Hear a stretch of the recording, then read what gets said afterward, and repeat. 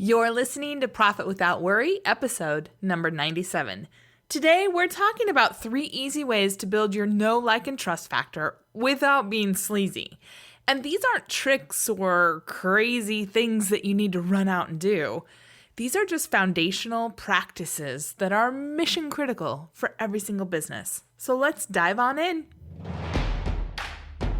Hey there, I'm Michelle Evans, and this is the show where coaches, experts, and business owners like us get real about what it takes to create a profitable online business. I can tell you from experience that nonstop hustle plus random acts of marketing do not equal success. So how do we attract a steady flow of clients and sales without all the hustle? This is the Profit Without Worry podcast. Well, hello there and welcome back. Thanks so much for tuning in. I have a question for you.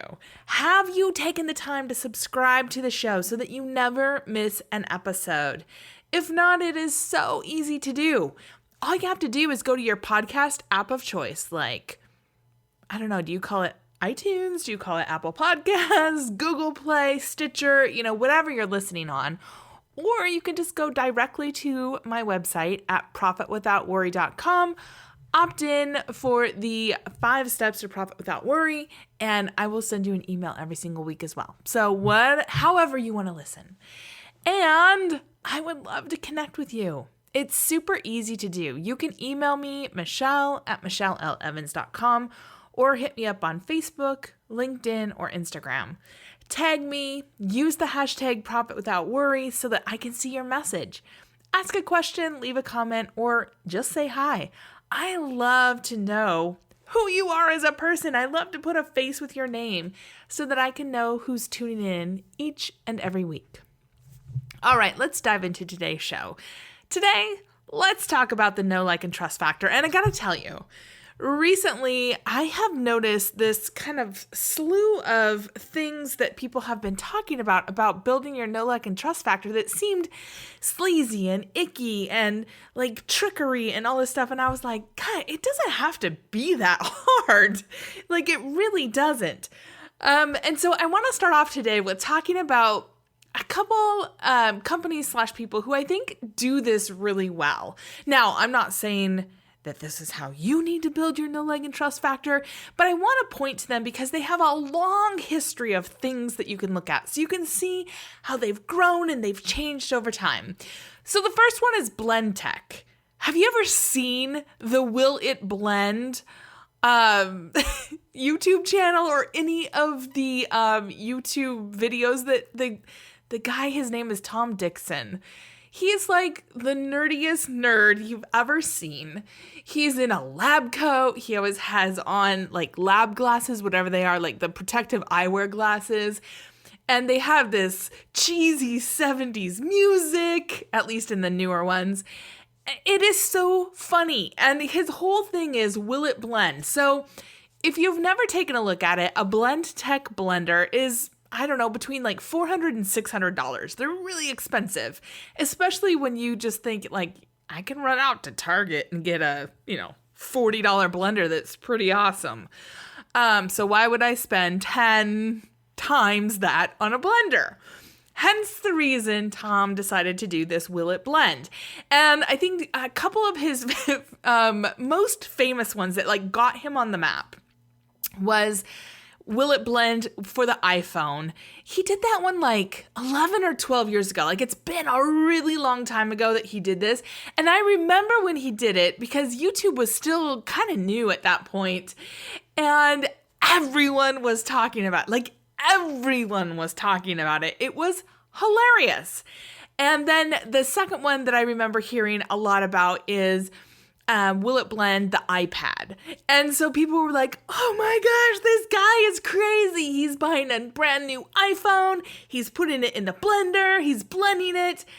Okay, so aside from the fact that the dude got like a gajillion views on this, I don't even know how many. I should have checked before I started recording, but he's gotten a lot of views on these videos, which it equals, like free airtime. But what does it do even more than that? Well, number one, it proves that he's this nerdy scientist guy that's like, the mad scientist in his lab, like Q from, some of the guy who's behind the scenes making these really cool things that you can't live without. Number one. Number two, if he was just blending, like greens or something, that's not very exciting. My $40 Target blender can totally do that.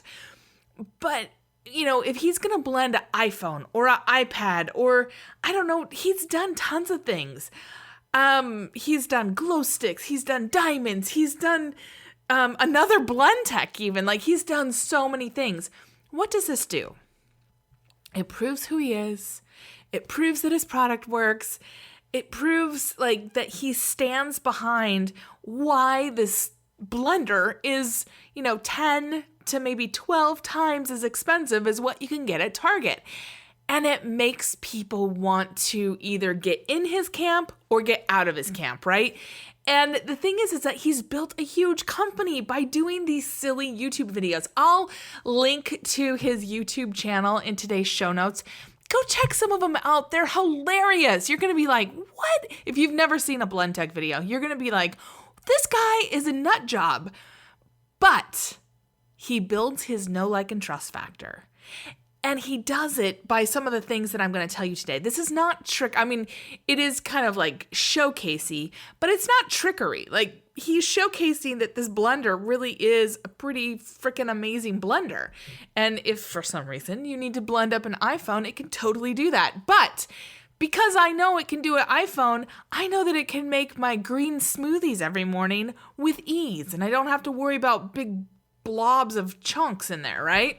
Okay, that was probably a little bit graphic. If you're not like a green smoothie fan, just skip over that part. Sorry. The other one is Gary V. So Gary Vaynerchuk, love him or hate him, the dude has built his following, right? He's built his know, like, and trust factor. Now, in the like factor, you may be like, I hate him or I love him, but you're probably not apathetic to him. But if you go back, and I will link to this, if you go back and take a look at episode 1 from his wine library, which is where he started at, you can see just how far he's come in being Gary V, right? So if you don't know his backstory, his family had this, wine distribution business, and he had this YouTube channel that he built when YouTube was still a baby. And it's the wine library. And he would like show how to taste wine, how to like decide if wine is good, like all this stuff. And when you look back at his original videos, you can see, like, I'm thinking of one from 2006. It's episode 1. It's called Verite.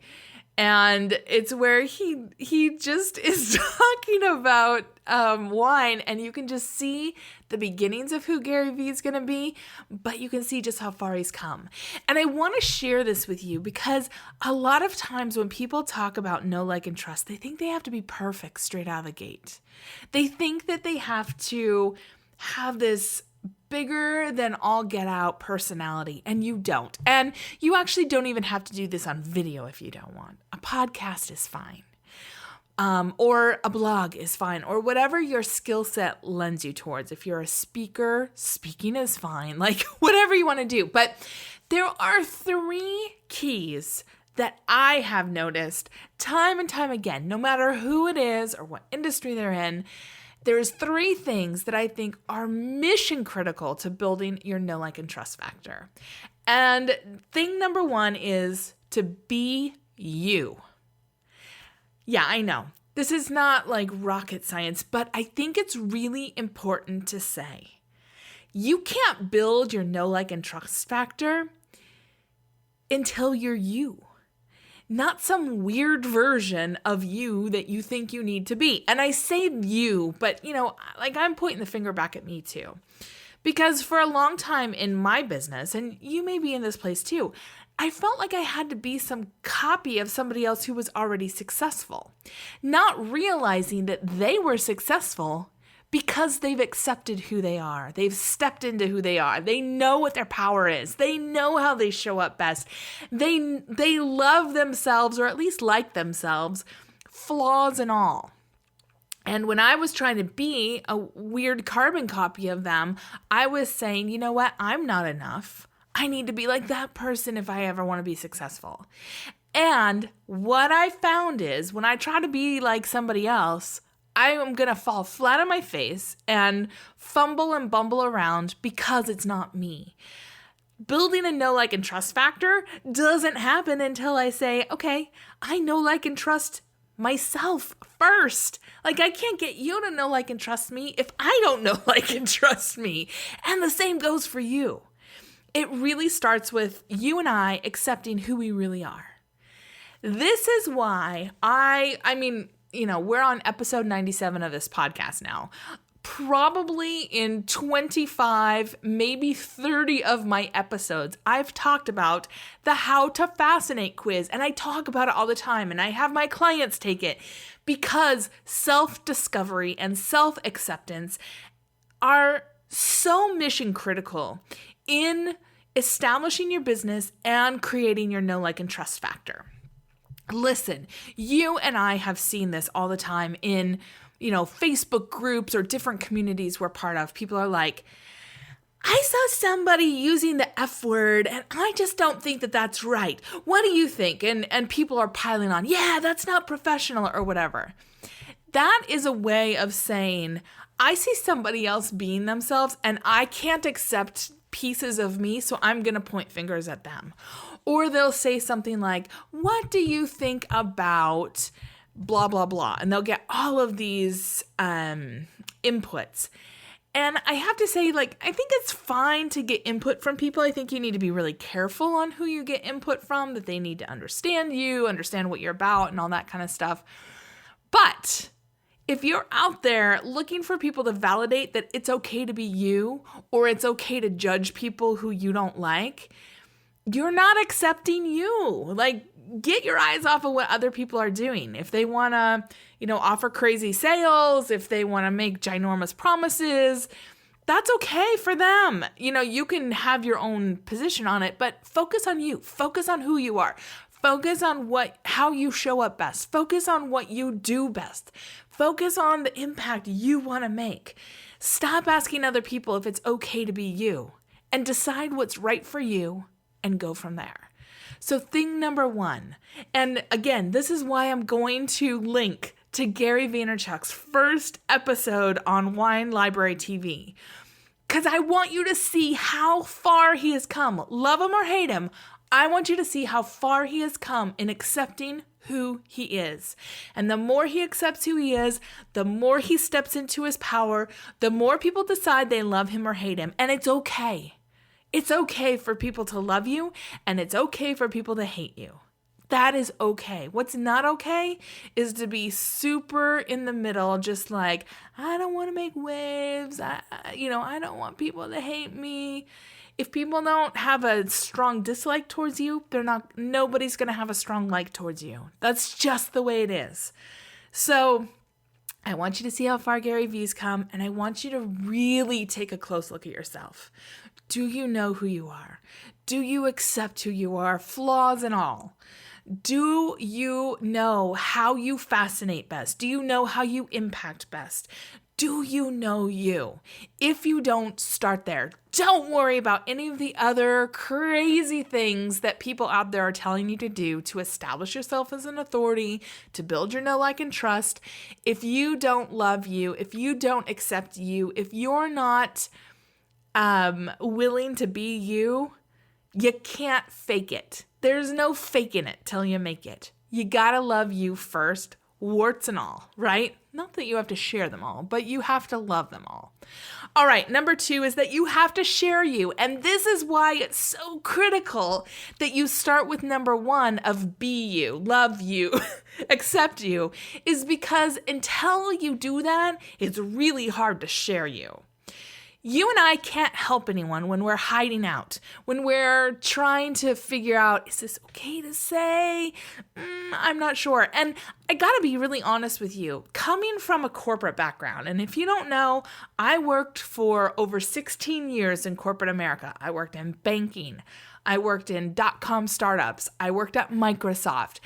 I climbed the corporate ladder, and I was really good at hiding who I truly was and adapting to the environment so that I could, climb the corporate ladder, get promotions, all that kind of stuff. It took a long time to unwind a lot of that and to say, you know what? It's okay if I don't like that. I don't have to accept that. It's okay if I do like it. I can talk about it. Like, I had to find my voice. I had to get in touch with me and what I really thought and not wait for other people to tell me what I thought. And that was tough for me. But what I found is that once I did that, it was a whole lot easier to create content for my business. It was a whole lot easier to talk with potential clients with confidence and not in the nervous Nelly kind of energy, right? It was a whole lot easier to get out there and share who I am and what I do because I don't really care if you like it or not. Now, I care about people and I care that you're in my audience, but I don't need your approval to be me. And you don't need my approval to be you.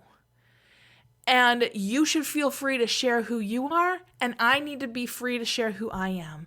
And that is what the difference is, I think, in really establishing your know, like, and trust, is that when you accept who you are, you can share yourself in a whole different way. You get to choose how much you want to reveal and share versus maybe, keep behind the curtain. And that's fine when you do it from a place of power. But when you do it from a place of fear or a place of, I'm not sure if people are going to like this, you can't build a really strong know, like, and trust factor because people can sense that you're hiding something. People could sense that I was hiding something. And, again, it's our job to help our audiences not only know who we are, but decide if they like us. And again, you can like me or you can hate me. That's okay. But I don't want you to just be like, meh, I don't know. I don't know how I feel about her. I can't remember where I got this quote from. It's not my quote originally. And I know that I saw it on a Facebook Live somewhere, and I wrote it down quickly on a sticky note, and it's been stuck to my monitor for probably 2 years because I love it, and it's a good reminder for me. But I'm sorry, I forgot to write down who said it, so I can't attribute it correctly. But it says this. It's not my audience's job. It's not their job to find me. It's my job to be visible enough to be easy to find. It's not their job to find me. It's my job to be visible enough that I'm easy to find. And the person who shared it originally, it was a woman, I remember that, but I can't remember her name. She was talking about, if I make a tray of brownies and keep them at home, I'm not doing anybody any good. But if I make a tray of brownies and go out and share, I might ask you, hey, you want a brownie? You say no. That's all right. Great. Have a great day. I'll ask the next person and the next person because it's not my job to make my brownies sit in my house and, hope somebody comes over to get them. It's my job to make those brownies and to get out there and to share them. And, obviously in this instance, brownies is our work, right? And it's really about being confident enough in that you're enough, that I'm enough, together we're enough, that we can go out there and we can find the people who are looking for us. This is powerful, and it honestly takes bravery. This is something that I don't think we talk enough about in online business. It takes courage and bravery to get out there and to share our message even when no one is listening, even if we get haters, even if we don't feel like it, even if we put an ad out there and nobody responds to it, even if you send an email to your email list and nobody opens it, it takes bravery to do it anyway. This is one of the biggest keys to establishing the know, like, and trust factor. And the thing is that one time they may not pay attention to it, but over time you're establishing who you are, you're sharing, and you're going to attract the right people. And not everybody's going to be in your camp, and that is okay. You want to help your audience get to know you.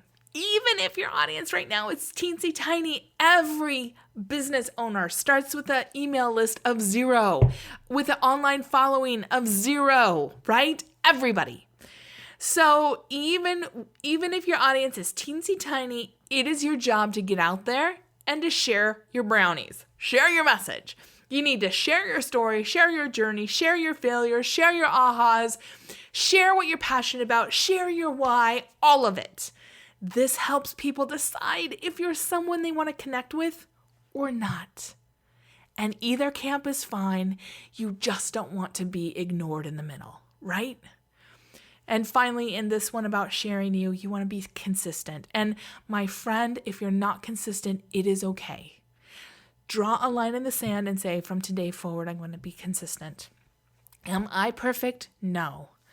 But I do my darndest to be consistent because I know that showing up, that engaging, that communicating with my audience, that, having this track record of consistency goes a long way towards establishing that know, like, and trust factor.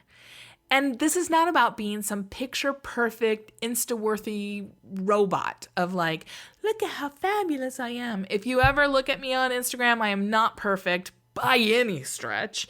And, a lot of times I'm not fabulous, but whatever, I'm showing up and I'm being consistent. Same with this podcast, same with videos, same with, whatever. But I've made the choice to show up no matter what happens. I've made the choice to engage as much as I can with whomever I see on my email or on, social media, as long as it's not some spammer who's asking for a date or whatever, those people just get deleted. But real, true people, I try to engage with and communicate with because, at the end of the day, building a know, like, and trust factor is about me as a human engaging with you as a human. And then the third thing, so number 1, again, was to be you. You cannot establish a know, like, and trust factor if you don't know, like, and trust yourself. Like, that's just the bottom line. Number 2 is to share who you are. Decide that you are good enough. Decide that you are brave enough. And decide that today is the day you're going to go out and share your brownies. Whatever those brownies are, like whatever your impact is, get out there and share it, even if nobody wants them right now, because somebody will. The third thing is to establish you. So, a lot of times people talk a lot about making sure that you provide value for your audience. And I think that is really important, that you need to, decide what the conversation is that you want to have with your audience and show up with value. Now, does that mean that you're teaching, college level courses in whatever your business is in? No. Providing value can be a lot. It's not always teaching. Sometimes it's sharing goofy things. Sometimes it's, sharing an aha. Sometimes it's sharing, hey, I'm taking the day off because I need a mental health day. It can be a lot of things. But decide what the conversation is that you want to have with your audience and have a valuable conversation around that, right? You don't always have to be giving away, 10-point plans to everything, but make sure that you're really clear on what you want to talk to your audience about. Number 2 in this section is to keep your promises. If you promise something, deliver on it.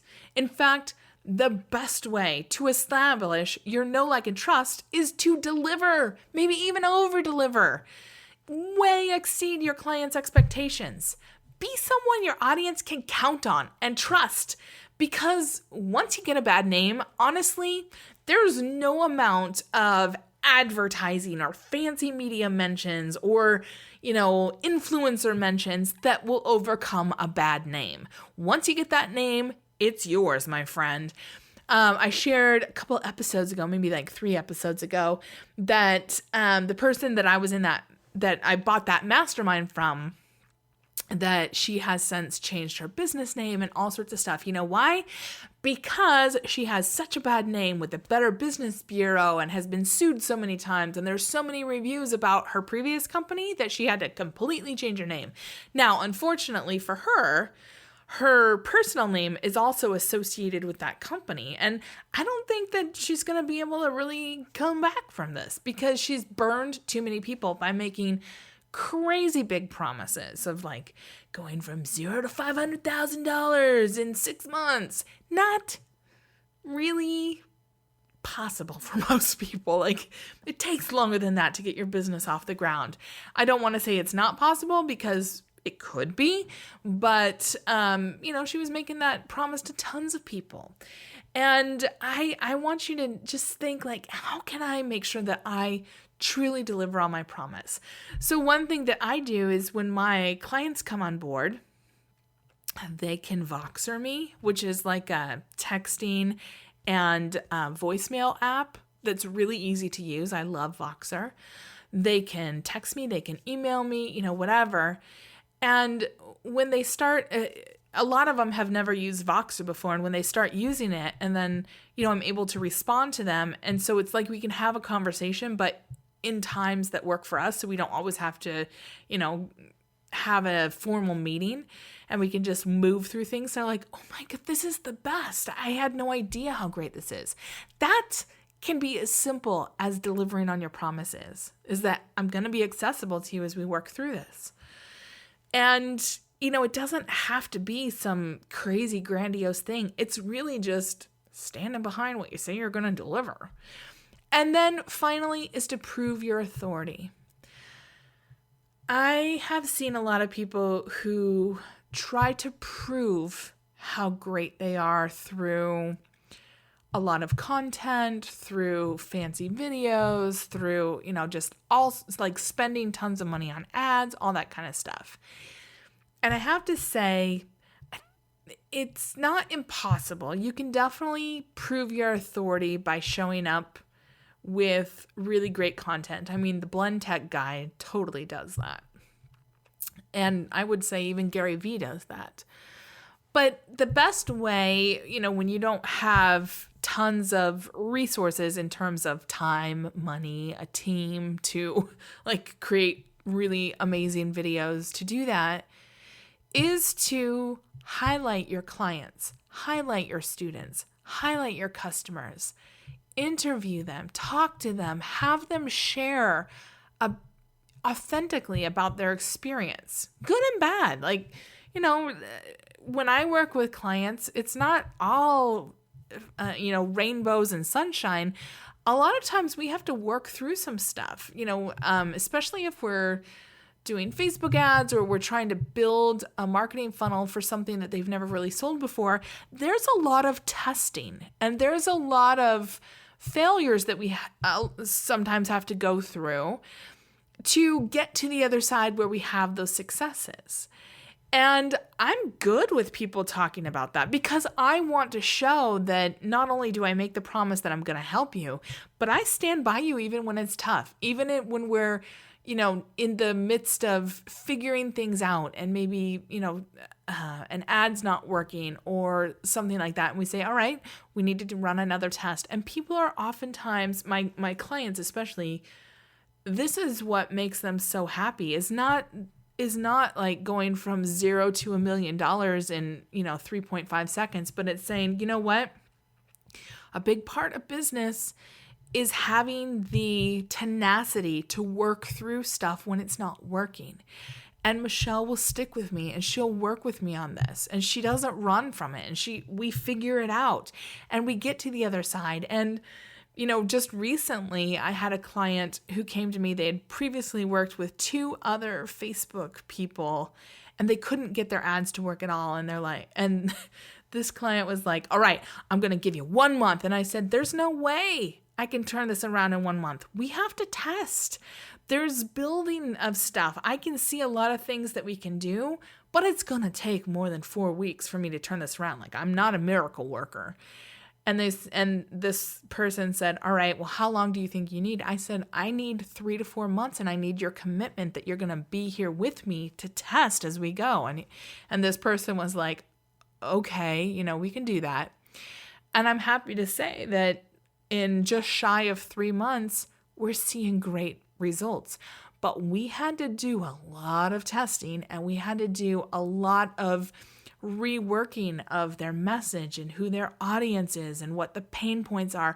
The really hard, yucky stuff that's not fun to do on your own, but that can make the difference between a business that works and one that doesn't.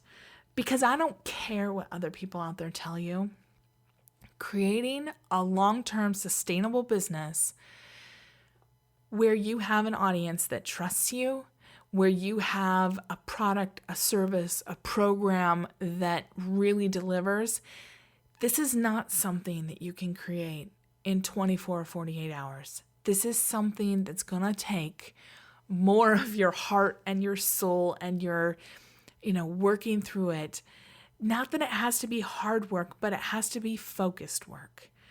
And proving your authority is really you saying, all right, here's the impact, here's the result that I want to have for my audience, and I'm willing to do the work to figure out how to deliver it, to figure out how to message it, to figure out how to attract the right people. I am willing to do what it takes. And I'm going to highlight the people that go through this process with me so that others can see that I can really do this. Does that make sense? You got to prove your authority in a couple ways. Highlight your people that you've helped. Let them talk about their experiences, the goods, the bads, the ahas. And also be willing to stick to it even when it's hard. Even when it feels like, God, am I ever going to figure this out? Find people for your team to help you really get in there. Hone your authority. Get it out to the market, because I guarantee you, my friend, there is somebody today who is looking for you. They just don't know who you are yet. Okay, so that got real, right? And it's true. If I could share anything from my heart to yours about this journey of being in business, please don't listen to the people out there that talk about how fast and simple and easy it is to go from 0 to 6 figures or 0 to 7 figures. There's nothing wrong with you. Creating something of value takes time, it takes focus, it takes dedication, and first and foremost, it takes you deciding that you're going to accept yourself, warts and all. You're going to share yourself with other people out there, and you're willing to establish and prove that you have got what your audience needs. That's how you're going to create your know, like, and trust factor without being sleazy, without any trickery, without, the five simple steps to this. It's you deciding, I'm in this for the long haul. I'm going to accept me. I'm going to establish who I am, and I'm going to attract my people. Okay, I'd love to hear from you, and I'd love to hear how this goes for you. Have you done the How to Fascinate test? If so, what are you? Share it. Share it with me. Tell me what you are.